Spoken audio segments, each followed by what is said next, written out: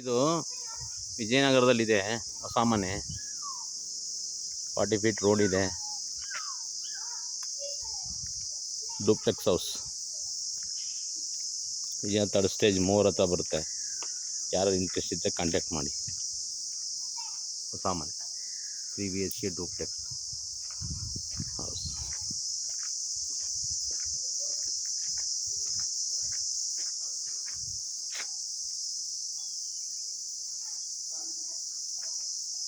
Nine 9494030218 8453771295. Car parking ಮಾಡಿದ್ದಾರೆ. 3 BHK ಡೂಪ್ಲೆಕ್ಸು fully furnished ಇದೆ.